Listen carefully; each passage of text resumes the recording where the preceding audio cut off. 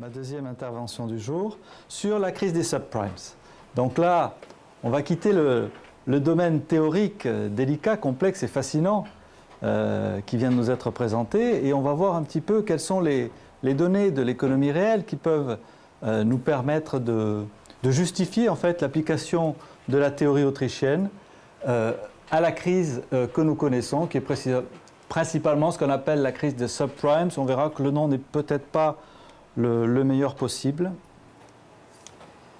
Et je commence par une citation de Robert Lucas, un économiste actuel, un des plus prestigieux économistes actuels, prix Nobel d'économie, qui écrivait en 2003 ma thèse donc dans cette conférence qu'il faisait, on verra juste après laquelle, et que la macroéconomie a atteint son but. Son problème central, qui est de prévenir les dépressions, a été résolu, donc en pratique, et ça fait plusieurs décennies maintenant que ce problème est résolu. Donc en 2003, l'un des économistes les plus connus, vraiment une référence scientifique de très haut niveau, expliquait ceci, voici Robert Lucas, lors de son adresse présidentielle de l'Association économique américaine. Donc on peut dire prix Nobel et président de l'Association économique américaine, c'est le top du top. Hein. C'est l'élite. C'est l'élite. Et ça m'a fait penser à un petit article de Murray Rothbard qui expliquait que lorsque l'un des économistes, un économiste vraiment bien en vue, bien institutionnalisé, vous explique que c'est bon maintenant, les crises, on a tourné la page, il n'y en aura plus, on sait faire, on sait gérer, vous inquiétez pas, on est sûr qu'une crise vraiment grave nous attend au tournant. Bon là, il a fallu attendre 2003, 2006, on va voir, c'est la crise immobilière, 2008, la dépression, et ils y sont encore aux États-Unis. Hein. Donc on peut dire que son problème central a été résolu.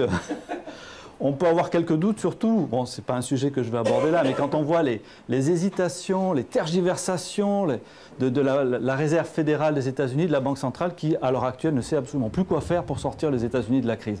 Hein. Voilà. Au revoir, Robert Lucas. Et nous revenons. Vous connaissez peut-être les Shadocks. Les Shadocks, ce dessin animé culte des années 70, il y avait une maxime Shaddock qui disait pour faire le moins de mécontents possible, il faut toujours taper sur les mêmes. Donc là, je vais retaper un petit peu sur Gregory Mankiw, le pauvre. Pas grave, il ne me connaît pas. Alors, Gregory Mankiw, et ça a été évoqué juste avant par Nikolai, dans son manuel, tout au moins dans les éditions qui précédaient, quoique maintenant la présentation n'a pas beaucoup changé. Il présentait donc deux types de crises. Un premier type de crise, la crise de demande. Donc, premier et principal type de crise économique, donc là on est en 1997 ou 96 ou 97. Depuis, il a étoffé un petit peu son chapitre, il a rajouté 2 pages sur la crise des sous-prix. Bon, pas très satisfaisante, mais bon, on n'aura pas le temps de s'y attarder. Donc, bien avant donc, la crise des sous-primes, il nous explique qu'il y a 2 grands types de crises économiques. Le premier, c'est la crise de demande. Alors, qu'est-ce que c'est que la crise de demande? Eh bien, c'est une crise qui fait suite à un choc. Donc, il y a un choc. Ça peut être un krach boursier. Ça peut être une montée des incertitudes, des inquiétudes, une menace de guerre, pourquoi pas du terrorisme. Bon, à l'époque, il ne l'évoque pas, puisque ce n'était pas encore à l'ordre du jour aux États-Unis. Mais donc, il y a un choc qui se produit, qui fait que les gens vont réduire leurs dépenses. Donc les gens réduisent leurs dépenses par inquiétude, par peur, ou suite au krach boursier, réduisent leurs dépenses, donc les entreprises reçoivent moins d'argent, du coup leurs revenus baissent par rapport à leurs coûts qui sont restés, qui sont fixés au niveau où elles les ont subis, du coup elles font des pertes, du coup elles doivent réduire leur production, du coup elles doivent licencier, du coup il y a du chômage et le système économique entre en récession. Donc la crise de demande, donc c'est un choc de demande, une contraction de la demande globale qui envoie une onde négative, si on peut dire, dans le système économique et qui le fait entrer en récession. Et comme ça a été dit tout à l'heure, effectivement ici, ce qui est très frappant quand on lit ces passages du point de vue de l'école autrichienne, c'est qu'on a une théorie du choc qui est complètement exogène. On a un choc externe. Alors, le premier qui cite, c'est bien le krach boursier. Effectivement, bien souvent, les récessions commencent par des krachs boursiers, mais on ne sait pas du tout pourquoi il y a eu un krach boursier. Il y a eu un krach, et voilà. Bon, c'était un krach, ça aurait pu être autre chose. On n'a aucune explication. Or, toute la théorie autrichienne, ça va être d'expliquer comment la crise se prépare, une phase préparatoire de montée d'un déséquilibre sournois, insidieux, qui se creuse dans le système économique et qui éclate au grand jour. Là, on n'a aucune idée de ce qui peut se passer auparavant et qui va causer la crise. Et puis là, pour mémoire, donc, il distingue un second type de crise qu'il appelle la crise stagflationniste, qui est une terminologie tout à fait inadéquate, parce que ce qu'il veut dire là, l'exemple qu'il prend, c'est la crise du pétrole. Donc lorsque l'une des ressources fondamentales de l'économie se raréfie pour une raison ou une autre, la production va baisser, par exemple s'il y a moins de pétrole disponible, la production va baisser, et donc le niveau des prix va avoir tendance à monter, et donc on va avoir ce qu'il appelle une crise stagflationniste, sauf qu'à l'époque, dans les années 70, la crise stagflationniste avait une composante monétaire extrêmement importante. Donc ce n'était pas simplement la hausse du prix du pétrole. Enfin, là, je passe là-dessus. Qu'est-ce que j'ai après? Alors, maintenant, on passe au cycle des sous-primes. Je vais éventuellement me référer. Alors, ce cycle correspond donc de façon tout à fait frappante au schéma explicatif de la théorie autrichienne. En effet, il débute par une forte expansion du crédit, c'est ce qu'on va voir. Il se manifeste dans la phase de boom par un profond malinvestissement, particulièrement visible dans le secteur immobilier. Et il se termine par une douloureuse crise d'ajustement, juste après la remontée des taux d'intérêt orchestrée par la Banque centrale dans le but d'éviter l'inflation.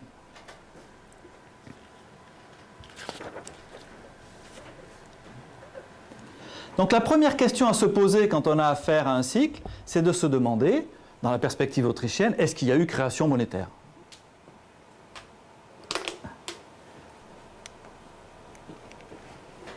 Une expansion du crédit, bon, le premier indicateur auquel on peut jeter un coup d'œil, c'est la masse monétaire. Ici, j'ai pris la masse monétaire M1, stock de monnaie M1, donc grosso modo les pièces, les billets, les dépôts. Et on voit effectivement, ce sont les données officielles, ici, à partir de 2001, on a une augmentation ici sensible, un pic, je présume que ce sont les attentats du 11 septembre ici. Donc on voit qu'au fond, c'est un pic dans la tendance, mais ça ne modifie absolument pas la tendance elle-même. On a une montée de la masse monétaire jusqu'à peu près jusqu'au début 2005, et on va voir pourquoi ça s'arrête à ce moment-là, c'est aussi une décision politique. Donc on part à peu près de, ici, 1000 milliards de dollars, et on arrive pour M1 aux alentours de 1400 milliards à peu près, c'est-à-dire une augmentation, peut-être pas de 40%, n'exagérons pas, mais de 30% en quelques années de la quantité de monnaie M1, et les autres quantités de monnaie, les autres indicateurs M2 par exemple, augmentent de 7-8% par an aussi pendant toute cette période. Donc incontestablement, on a une augmentation de la quantité de monnaie, mais le meilleur moyen de vérifier qu'on a bien affaire à une expansion du crédit, c'est de regarder, non pas ce qui se passe du côté de la quantité de monnaie, qui est quand même significatif, mais plutôt ce qui se passe du côté du taux d'intérêt de court terme, du taux d'intérêt de court terme principal. Alors, j'aurais peut-être dû mettre un autre schéma avant. Donc, que se passe-t-il et pourquoi est-ce que la quantité de monnaie augmente à ce moment-là? En 2001, se produit l'éclatement de la bulle Internet. C'est ce qu'on voit ici, on a une phase de récession qui est indiquée en zone grisée, c'est ce qui est marqué là. Les zones grisées indiquent les récessions aux États-Unis. Donc ici, c'est l'éclatement de la bulle Internet, une récession économique. Mince. Et pour répondre à cette récession, la Réserve fédérale, la Banque centrale des États-Unis, décide de recourir à une politique d'expansion du crédit pour soutenir l'activité économique. Alors ce qui est bien aux États-Unis, c'est que tous les 6 mois, il y a un rapport officiel et public de la Banque centrale des États-Unis qui explique et justifie sa position. Donc c'est ce qu'on va voir là. Donc là j'ai repris carrément j'ai copié-collé le texte du bureau de la Réserve fédérale, 2001, juillet 2001. Donc ils observent qu'il y a une faiblesse dans l'économie qui est plus importante qu'on l'avait prévu. Shakeout in the high technology sector, donc c'est bien l'éclatement de la bulle Internet, a été particulièrement sévère. Bon, les ventes, les profits sont décevants, etc. Donc les entreprises réduisent leurs achats. Bon. Pour améliorer les conditions financières et soutenir la croissance économique, le FOMC, donc ça c'est Federal Open Market Committee, donc le comité décisionnaire de la Banque centrale, a réduit son taux d'intérêt, son taux d'intérêt d'objectif, 4 fois depuis février 2001 et qui l'a amené donc à baisser son pourcentage. C'est ce qu'on va voir juste après. Donc on a l'explication, la Réserve fédérale explique, voilà, on est dans une situation qui est plus mauvaise que prévu, l'éclatement de la bulle Internet, qu'est-ce qu'on fait ? On va baisser le taux d'intérêt, faire une expansion du crédit pour soutenir l'activité économique.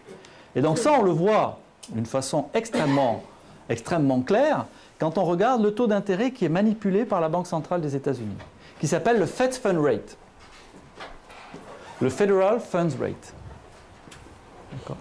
C'est le taux d'intérêt auquel les banques se prêtent entre elles. Et il est donc manipulé par la Réserve fédérale, principalement par ce qu'on appelle les opérations de marché ouvert, Open Markets Operations. Donc c'est le taux d'intérêt manipulé. Et qu'est-ce qu'on constate ici? Eh bien que ce taux d'intérêt qui était au-delà de 6% à 6% et demi ici, en une année, a chuté si à peu près à 2%, puis à nouveau à peu près à 1,5%, et ici, au milieu de 2003, a atteint son minimum, c'est-à-dire à peu près 1%. Dans cette période-là, les taux d'intérêt réels sont restés négatifs pendant près de 2 ans. En fait, hein. Donc on a une manipulation extrêmement visible du taux d'intérêt, de ce taux d'intérêt particulier. Et ce qu'il faut savoir aussi, c'est que ce taux d'intérêt de court terme entraîne à sa suite les autres taux d'intérêt de court terme. On peut le vérifier sur d'autres données de l'époque. Hein. Donc cette manipulation de la Réserve fédérale entraîne vers le bas tous les taux d'intérêt de court terme. Et on voit que cette manipulation, elle est rapide et elle est brutale. On passe de 6,5 à 2 ici, on baisse encore. Et puis ensuite, on a une remontée, mais ça on le verra tout à l'heure. C'est la remontée des taux d'intérêt pour éviter l'inflation qui va déclencher la crise d'ajustement. Mais pour le moment, on est dans l'idée de soutenir la croissance économique, de relancer le système. Et donc, on fait baisser rapidement et brutalement le taux d'intérêt, ici manipulé par la Réserve fédérale.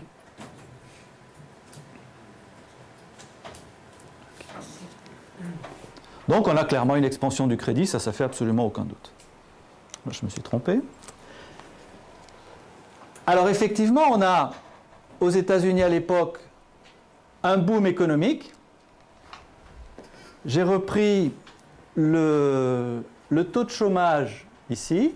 Vous voyez que pendant la bulle Internet, le taux de chômage était passé de 4% à peu près à 6%, donc une augmentation tout de même de 50%.